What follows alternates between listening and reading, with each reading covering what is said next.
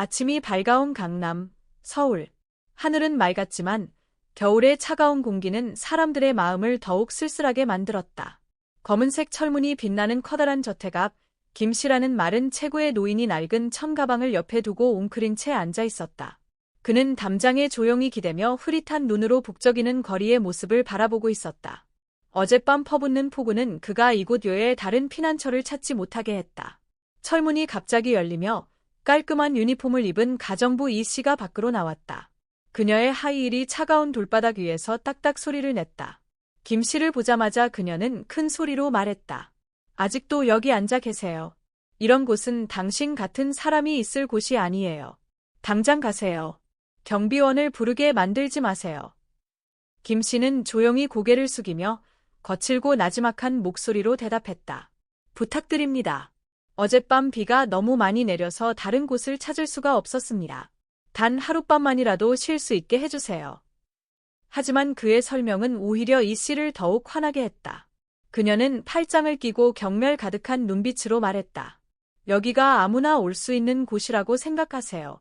이 동네 더럽히기 전에 어서 가세요. 김 씨는 천천히 이 씨를 올려다보았다. 그의 눈에는 분노가 아닌 깊은 슬픔과 체념만이 담겨 있었다. 그는 남은 인생의 작은 재산을 지키려는 듯 낡은 천가방을 꼭 쥐고 있었다. 떨리는 목소리로 그가 말했다. 죄송합니다. 곧 떠나겠습니다. 김 씨는 흔들리는 몸으로 일어섰다. 그의 작고 연약한 모습은 이른 아침 찬바람 속에서 금방이라도 사라질 듯했다. 하지만 무거운 발걸음마다 그가 짊어진 고통은 누구도 관심을 주지 않는 듯했다. 아침은 박신의 대저택에 고요하면서도 화려한 분위기 속에서 흘러가고 있었다. 햇살이 넓은 유리창을 통해 비치며 거실 중앙에 걸린 반짝이는 크리스탈 샹들리에에 반사되었다. 박태준 기업가의 아내 박소영 여사는 벨벳으로 덮인 소파에 앉아 다이아몬드 반지가 끼워진 손가락으로 고급스러운 찻잔을 가볍게 쓸어내렸다. 하지만 그 평온함은 오래가지 않았다. 그녀가 자리에서 일어났을 때 시선은 우연히 그녀가 가장 좋아하는 다이아몬드 목걸이를 보관하던 화장대 위의 상자에 멈췄다. 곧바로 이상함을 알아챘다. 상자는 열려 있었고 안은 텅 비어 있었다. 그녀의 얼굴에는 불안과 분노가 뒤섞인 표정이 역력히 드러났다. 내 목걸이. 어디 갔지? 박 여사는 소리를 질렀고 부엌에 있던 가정부 이 씨가 급히 달려 나왔다. 부인, 무슨 일이신가요? 내 다이아몬드 목걸이. 1억 원짜리 목걸이가 사라졌어요. 박 여사의 목소리는 당황스러움과 차가움이 뒤섞여 있었다. 이 씨는 얼굴이 창백해졌다. 오늘 아침 어떤 할아버지가 거지 같은 분이 대문 앞에 앉아 있었어요. 설마. 더 듣지 않고 박 여사는 즉시 남편 박태준에게 전화를 걸어 긴장된 목소리로 상황을 이야기했다. 당신 당장 집으로 와요. 내 다이아몬드 목걸이가 없어졌어요. 분명 아침에 대문 앞에 있던 그 거지 때문이에요. 그런 사람이 도둑질하지 않았겠어요. 박 씨가 반응하기도 전에 박 여사는 이 씨에게 명령했다. 경찰을 부르세요. 우리 집 명예에 이런 일이 생기게 두지 않을 겁니다. 20분도 채 지나지 않아 경찰차 한 대가 대저택 대문 앞에 멈췄다. 2명의 경찰이 차에서 내려 엄숙한 모습으로 박 여사의 진술을 들었다. 그들은 즉시 김 씨를 찾으러 나섰다. 그는 근처 교차로 모퉁이에 조용히 앉아 낡은 모자를 내밀고 지나가는 사람들의 자비를 기대하고 있었다. 하지만 아무도 멈추지 않았다. 그의 배는 계속해서 꼬르륵 소리를 냈다. 어제부터 지금까지 그는 몇 조각의 말라버린 빵으로 연명했다. 근처 떡볶이 가게 주인은 안쓰러운 마음으로 그에게 떡 한 봉지를 건넸다. 이거라도 받아요, 어르신. 여기는 쉽게 얻어먹을 데가 아니에요. 김 씨는 고개를 숙이며 떨리는 목소리로 말했다. 감사합니다. 당신의 선행은 평생 잊지 않겠습니다. 하지만 그는 먹기도 전에 경찰차 경적 소리가 들려왔고 희미한 평온을 깨트렸다. 2명의 경찰이 다가왔다. 오늘 아침 박신의 대저택 앞에 계셨습니까? 김 씨는 고개를 들며 여전히 평온하지만 피로가 서린 눈으로 대답했다. 맞습니다. 저는 어젯밤 거기서 잤지만 아침 일찍 떠났습니다. 경찰은 서로 눈빛을 교환한 뒤 말을 이었다. 기아는 다이아몬드 목걸이를 훔친 혐의를 받고 있습니다. 진실을 밝히기 위해 경찰과 동행하셔야겠습니다. 길 가던 사람들은 발걸음을 멈추고 궁금증에 가득 찬 눈으로 상황을 지켜보기 시작했다. 한 남자는 셔츠를 입고 비웃으며 말했다. 큰 저택 앞에 거지가 있었다면 당연히 도둑이지. 김 씨는 천천히 일어나며 작지만 떨리지 않는 목소리로 말했다. 저는 아무것도 훔치지 않았습니다. 필요하시면 제 가방을 확인하세요. 숨길 것이 없습니다. 박 여사는 멀리서 다가오며 몇몇 이웃들과 함께 모습을 드러냈다. 그녀의 얼굴은 차갑고 목소리는 칼처럼 날카로웠다. 바로 이 사람이에요. 열심할 필요도 없죠. 이런 꼴을 한 사람이면 남의 것을 훔치며 살고 있는 게 당연하잖아요. 경찰은 김 씨의 가방을 확인하기를 요청했다.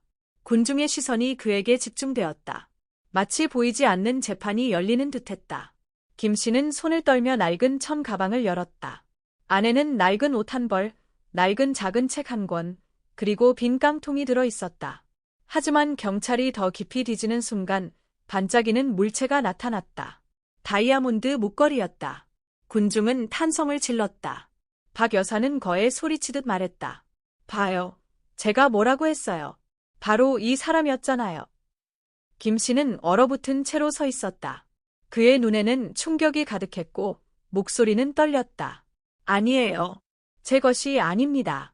이게 여기 어떻게 들어갔는지 모르겠어요. 그러나 아무도 그의 말을 듣지 않았다. 비난의 말들이 쏟아졌다. 숨기려 했지만 소용없네. 나이 먹고도 이런 짓을 하다니 정말 못돼 먹었군. 김 씨는 반항하지 않았다. 그는 그저 서 있을 뿐이었다.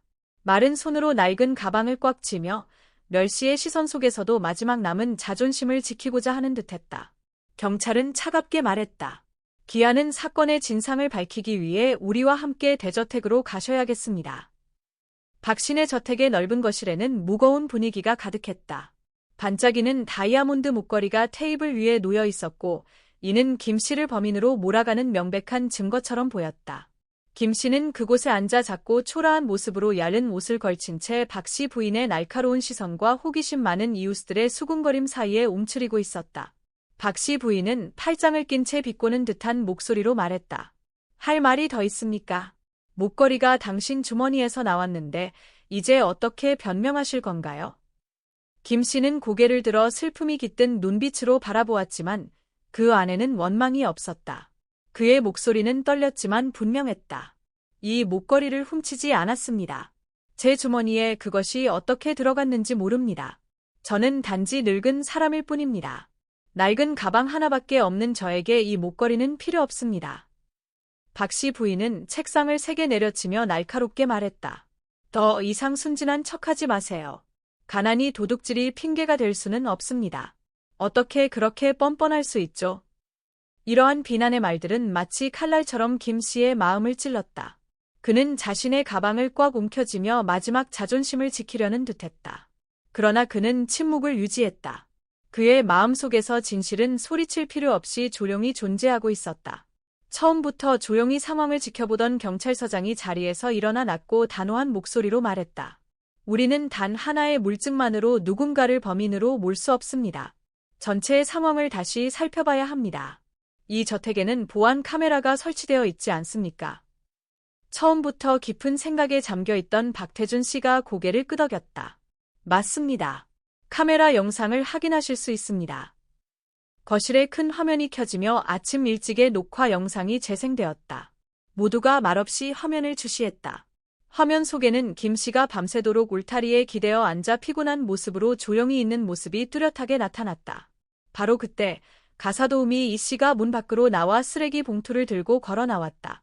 그녀의 시선은 주변을 살피더니 김 씨가 앉아 있는 곳에 멈췄다. 경찰서장은 화면을 가리키며 말했다. 잠깐, 거기서 멈춰보세요. 화면에는 이 씨가 김 씨 근처에 몸을 숙이는 모습이 뚜렷하게 보였다. 그녀의 손에는 반짝이는 작은 상자가 들려 있었는데 바로 그 다이아몬드 목걸이가 들어있는 상자였다. 이후 그녀는 급히 집 안으로 돌아갔고 김 씨는 여전히 그 자리에 앉아 아무것도 모르는 듯한 모습이었다. 방 안은 침묵에 잠겼다. 모두의 시선이 이 씨에게로 쏠렸다. 그녀는 얼굴이 창백해지며 더듬거리는 목소리로 말했다. 아니에요. 여러분이 생각하는 그런 게 아니에요. 저는 그냥 쓰레기를 치우려고 했을 뿐이에요. 경찰서장은 엄숙한 목소리로 말했다. 카메라는 거짓말을 하지 않습니다. 분명히 당신이 목걸이를 김 씨의 주머니에 몰래 넣은 것이 보입니다. 예, 그렇게 했습니까? 이 씨는 뒷걸음질 치며 떨리는 목소리로 말했다. 그냥 생각했어요. 그분이 의심을 받으면 쫓겨날 거라고요. 저는 그분이 이 가족의 명성에 해를 끼칠까 봐. 박 씨 부인은 몸을 헥 돌리며 분노에 찬 눈빛으로 말했다. 당신은 무고한 사람을 비난하는 것이 명성을 지키는 방법이라고 생각했나요? 당신은 이 가족을 부끄럽게 했을 뿐 아니라 스스로를 방어할 수 없는 한 사람을 깊이 상처 입혔습니다. 김 씨는 여전히 말없이 앉아 있었다. 그의 눈에는 분노가 아닌 깊은 슬픔이 담겨 있었다. 그는 낮고 분명한 목소리로 말했다. 저는 아무도 탓하지 않습니다. 하지만 앞으로는 저와 같은 사람들을 의심 대신 자비로 대해주시길 바랍니다.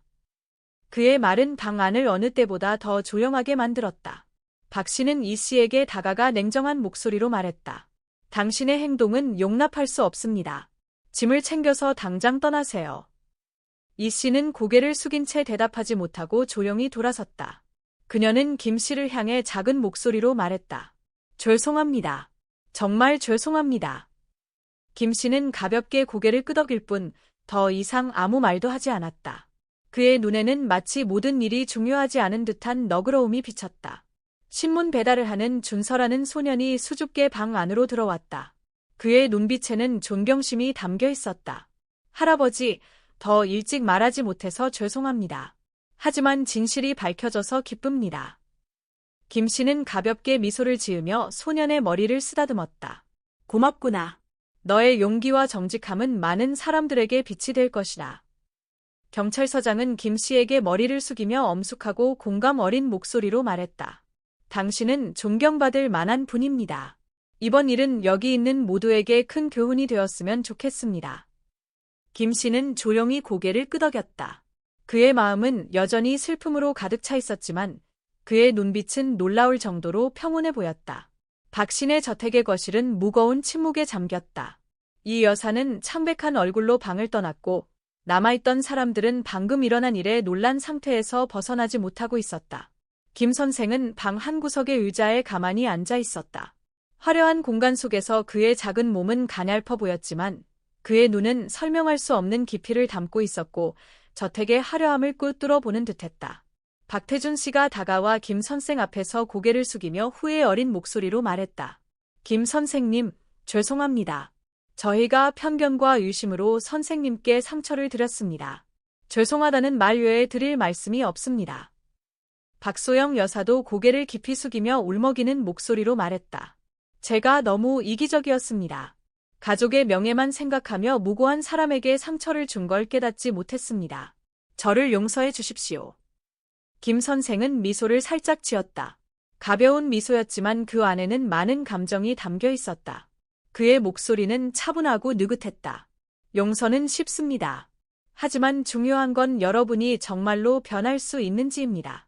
저는 여기서 아무것도 요구하지 않습니다. 단지 오늘 이후로 다른 사람을 편견이 아닌 자비로운 마음으로 바라봐 주길 바랄 뿐입니다. 그의 말은 방 안의 공기를 가라앉혔다. 김 선생의 시선이 화려한 저택을 스쳐 지나가며 그의 눈에는 약간의 슬픔과 해안이 섞인 빛이 비쳤다. 그의 시선을 알아챈 박태준 씨가 물었다. 김 선생님, 왜 여기 오셨습니까?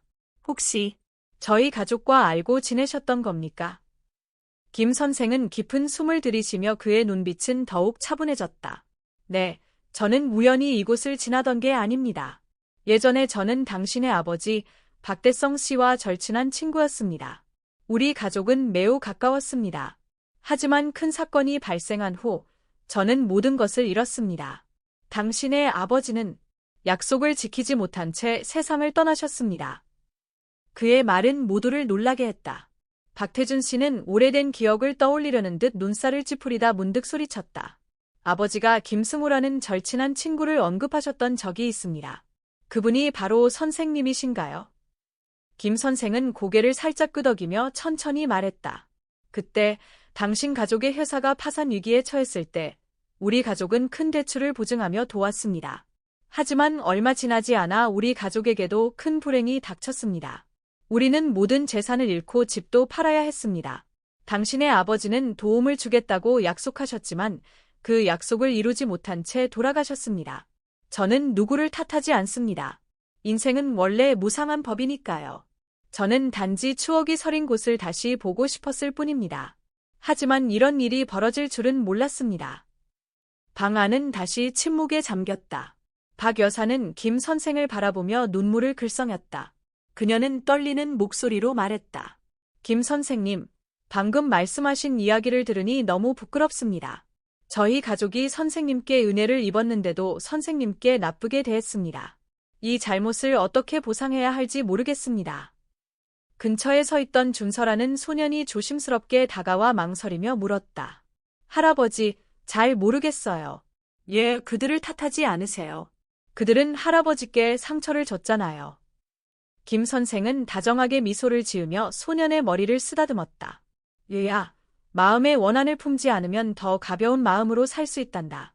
용서는 그들이 자격이 있어서가 아니라 우리가 평온함을 필요로 하기 때문이란다. 그의 말은 방 안의 모든 사람을 깊은 생각에 잠기게 했다. 그제야 조용히 서 있던 경찰서장이 고개를 숙이며 말했다. 선생님은 존경받아 마땅한 분이십니다. 오늘의 일이 이 가족뿐만 아니라 여기 있는 모두에게 교훈이 되길 바랍니다. 김 선생은 고개를 끄덕이며 부드럽지만 무게감 있는 목소리로 말했다.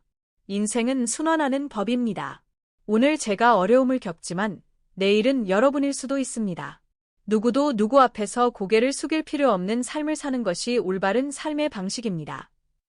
박태준 씨는 김 선생 앞에 무릎을 꿇으며 눈물을 글썽였다. 정말 드릴 말씀이 없습니다. 제가 선생님께 실망을 안겨드렸습니다. 제발 제게 잘못을 되돌릴 기회를 주십시오. 그의 뜻밖의 행동에 박 여사도 가만히 있을 수 없었다. 그녀는 남편 옆에 무릎을 꿇으며 울먹이는 목소리로 말했다. 제가 잘못했습니다. 너무 이기적이었습니다. 제발 저희를 용서해 주세요. 김 선생은 잠시 그들을 조용히 바라보았다. 그의 눈에는 비난이 아닌 깊은 슬픔이 담겨 있었다.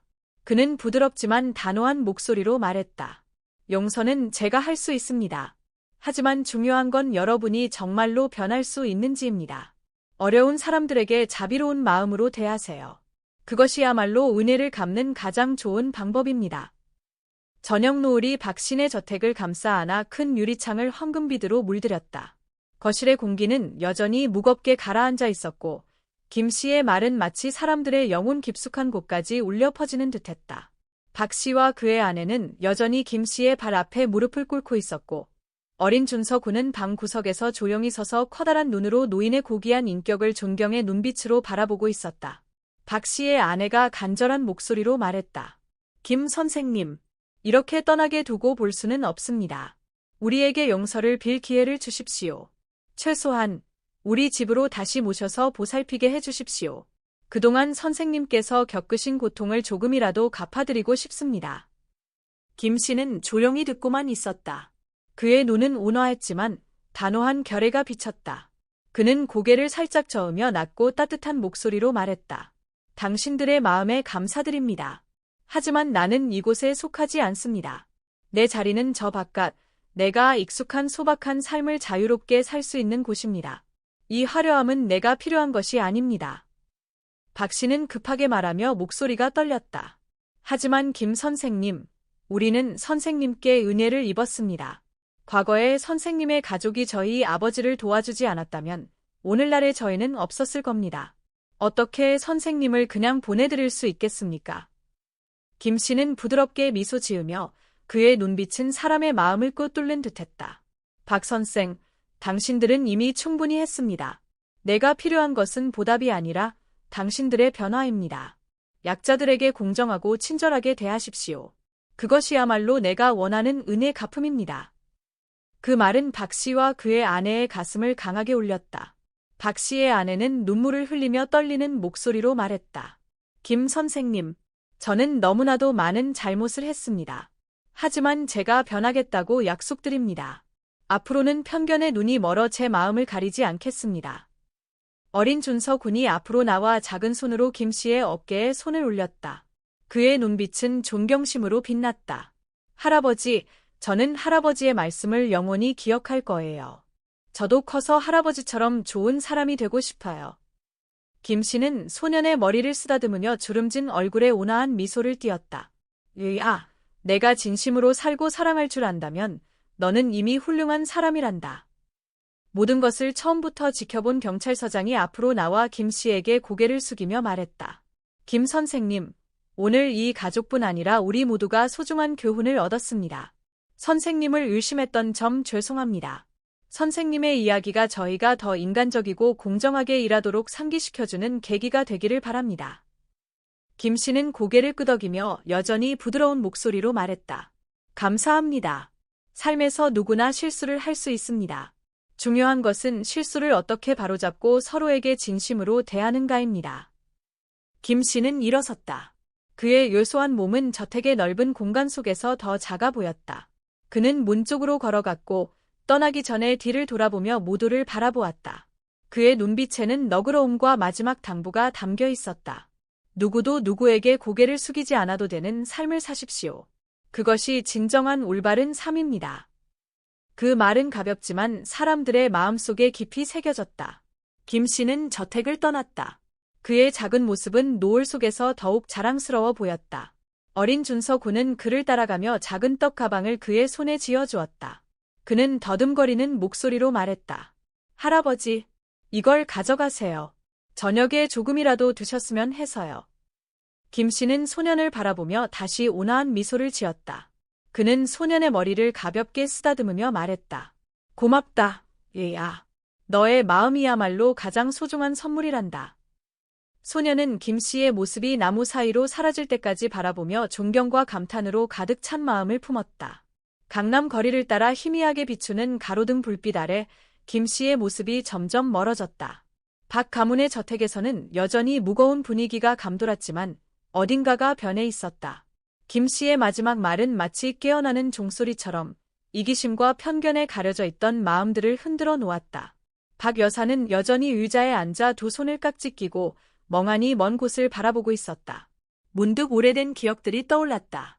어린 시절, 그녀의 가족도 어려운 시절을 겪었고 오늘날까지 이르게 한 것은 이웃들의 도움 덕분이었다. 그녀는 떨리는 목소리로 남편을 향해 말했다. 태준 씨, 김 씨는 당신 가족의 은인일 뿐만 아니라 우리에게 인간다운 삶에 대해 중요한 교훈을 주신 분이에요. 우리는 그분께 뭔가 보답해야 해요. 창가에 서 있던 박 씨는 깊게 한숨을 내쉬었다. 그의 어깨는 후회의 무게로 짓눌린 듯 보였다. 당신 말이 맞아요. 하지만 중요한 것은 김 씨에게 보답하는 것이 아니라 그분의 자비로움을 잊지 않도록 사는 거예요. 나는 지금부터 바로 시작할 거예요. 다음 날 아침, 박 가문은 집안의 모든 직원들을 소집해 회의를 열었다. 박 여사가 자리에서 일어나 눈빛은 단호했지만 이전처럼 차가운 기운은 느껴지지 않았다. 그녀의 목소리는 부드럽지만 결단력 있게 울려 퍼졌다. 오늘부터 이 집안의 모든 사람들, 나와 내 남편을 포함해 직원들 모두가 타인을 자비와 존중으로 대해야 합니다. 나는 이 집에서 누구도 가난한 사람을 경멸하는 눈빛으로 바라보는 일이 없기를 바랍니다. 그녀는 말을 잠시 멈추고 모든 사람들을 둘러보며 다시 입을 열었다. 그걸 할 수 없는 사람은 이 집에 있을 자격이 없습니다.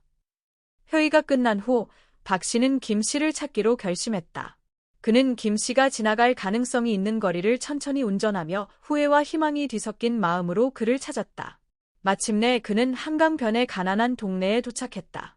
임시로 지어진 집들이 빼곡히 모여 있는 그곳에서 그는 김 씨가 오래된 나무 아래에 앉아 낡은 책을 들고 있는 모습을 발견했다. 김 씨의 눈빛은 여전히 온화했지만 피로가 가득한 얼굴은 박 씨의 마음을 아프게 했다. 그는 다가가 깊이 고개를 숙이며 말했다. 김 씨, 제가 여기 온 이유는 어떤 보답을 강요하려는 것이 아닙니다. 다만 한 번 더 말하고 싶었습니다. 죄송합니다. 그리고 모든 것에 감사드립니다. 김 씨는 이해심 가득한 눈빛으로 고개를 들며 말했다. 태준 씨, 이제 사과는 필요 없습니다. 제가 이미 말했잖아요. 내가 필요한 것은 사과가 아니라 행동입니다. 박 씨는 고개를 끄덕이며 확신에 찬 목소리로 답했다. 그렇다면 제가 그 행동을 하겠습니다.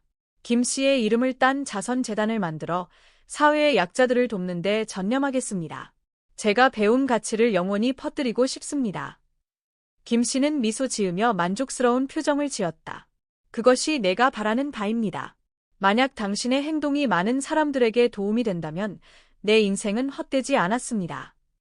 한 달 후 김승호 자비재단이 설립되었고 이 재단은 노숙자, 가난한 어린이, 그리고 어려운 상황에 처한 이들을 지원하는 데 중점을 두었다. 박 씨는 단순히 재정적인 기여를 넘어 직접 재단 활동에 참여하며 과거 김 씨와 비슷한 상황에 놓인 사람들과 함께 일했다. 박 씨의 아들 준서도 재단 소식을 듣고 자신의 작은 저금 전부를 기부했다. 어느 날 자선 행사에서 김 씨를 다시 만난 준서는 반짝이는 눈으로 말했다. 할아버지, 저도 할아버지 같은 사람들을 돕고 싶어요. 제가 가진 건 많지 않지만 할 수 있는 일이 있다면 무엇이든 할게요. 김 씨는 준서의 머리를 쓰다듬으며 온화한 미소를 지었다. 너는 이미 많은 도움을 주고 있단다, 준서야. 너의 따뜻한 마음은 더 많은 사람들에게 빛을 밝혀줄 거란다. 시간이 흐르면서 김 선생님에 대한 이야기는 박 씨 가족 내에서 멈추지 않고 공동체 전체로 퍼져나갔습니다. 김 선생님의 이름을 딴 자선재단은 수천 명의 노숙자, 가난한 어린이들, 그리고 도움이 필요한 사람들을 도왔습니다. 하지만 김 선생님은 여전히 소박한 삶을 선택하며 작은 골목길에서 자유를 느끼곤 했습니다. 어느 날 오후, 김 선생님은 한강변에 익숙한 나무 아래 앉아 멀리 수평선을 응시하고 있었습니다. 한 무리의 초등학생들이 준서라는 소년을 선두로 그에게 다가왔습니다. 각자 작은 꽃다발을 손에 들고 있었습니다. 준서는 김 선생님 앞에서 고개를 숙이며 기쁨에 찬 눈으로 말했습니다. 할아버지, 오늘 저희가 할아버지께 감사드리고 싶어서 왔어요. 제가 할아버지 이야기를 친구들에게 들려주었고, 저희는 함께 어려운 사람들을 돕기로 결심했어요. 이 꽃은 저희가 직접 꺾어서 준비한 선물이에요. 김 선생님은 미소를 지으며 감동에 빛나는 눈으로 준서의 머리를 살며시 쓰다듬으며 다정한 목소리로 말했습니다. 고맙구나, 얘들아. 이 꽃들은 내가 받은 어떤 선물보다도 소중하단다. 하지만 기억하렴, 너희의 작은 친절한 행동들이야말로 세상에서 가장 아름다운 꽃이란다. 아이들은 김 선생님 주위에 둘러앉아 그가 들려주는 소박하지만 의미 깊은 이야기에 귀를 기울였습니다. 그들의 눈 속에서 김 선생님은 단순한 노인이 아니라 훌륭한 스승이자 살아있는 영감 그 자체였습니다. 몇 주 후, 박 씨 부부는 자선재단 본부에서 김 선생님을 위한 감사 행사를 열었습니다. 그들은 김 선생님을 명예 손님으로 초대했지만 그는 미소 지으며 거절했습니다. 박 씨에게 보낸 편지에서 그는 이렇게 적었습니다. 태준 씨, 나는 내가 해야 할 일을 했을 뿐입니다. 자비는 자랑하기 위해 있는 것이 아니라 널리 퍼지기 위해 존재하는 것입니다. 이 자선재단이 나 대신 사랑의 씨앗을 계속 심게 해주십시오. 나는 어떤 명예도 필요 없습니다. 여러분이 진정으로 변화했다는 것을 아는 것만으로도 나에게는 가장 큰 보상이 됩니다. 어느 초여름 아침, 김 선생님은 익숙한 나무 아래를 떠나 천천히 도시 외곽의 작은 언덕으로 걸어갔습니다. 그는 시원한 나무끈을 아래 멈춰서서 부드럽게 비치는 햇살을 맞으며 앉았습니다. 낡은 천 가방에서 항상 가지고 다니던 닳아버린 책을 꺼냈습니다. 그의 눈은 멀리 수평선을 바라보며 얼굴에는 평온한 표정이 드리워졌습니다. 그는 가볍게 한숨을 쉬며 인생의 마지막 짐을 내려놓는 듯 보였습니다. 다음 날 아침, 지나가던 사람들이 나무 아래 앉아 잠든 듯한 자세로 있는 김 선생님을 발견했습니다. 그러나 그는 평화롭게 영원히 떠나버렸습니다. 그의 옆에는 낡은 책이 펼쳐져 있었고 한 페이지에는 이렇게 밑줄이 그어져 있었습니다. 삶의 의미는 우리가 얻는 것에 있지 않고 우리가 베푸는 것에 있다. 박 씨 가족, 준서, 그리고 공동체 모두가 김 선생님을 추모하기 위해 간단하지만 감동적인 추도식에 참석했습니다. 모두가 한 송이 흰 꽃을 들고 있었는데 이는 그가 세상에 뿌린 자비심의 상징이었습니다.